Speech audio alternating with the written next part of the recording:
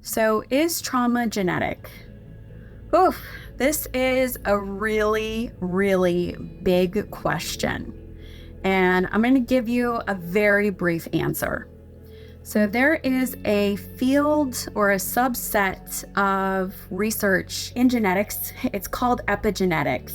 And epigenetics basically looks at how a person's experiences impact how their genes are expressed throughout their lifetime. So if a person has experienced a lot of stress in their life, it actually alters their genes. Those genes can then be passed on to their children. So even if their children don't experience the traumatic event itself, they may be carrying the genetic outcome of the parents' impact of the stressful or traumatic experience. So I could go a lot deeper into this, but that's how trauma is passed throughout generations genetically. I think there's also the aspect that people who have experienced trauma oftentimes end up parenting in such a way that they reenact trauma onto their children.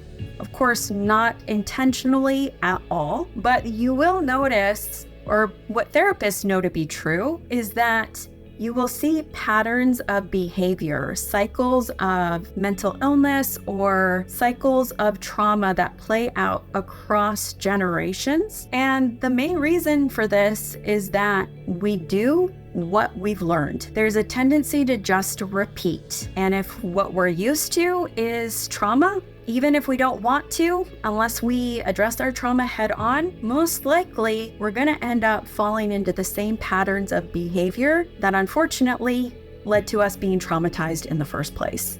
So that's a short answer. So there's the behavioral component of how behaviors are passed down through generations.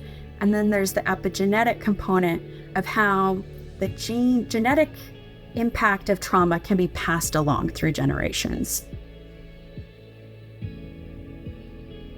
I would absolutely love to meet with you for a complimentary video consultation. Here at Ember, we exist to reignite your joy in life, to help you heal from the wounds of the past, so that you can live a life that's rich in meaning and joy here and now.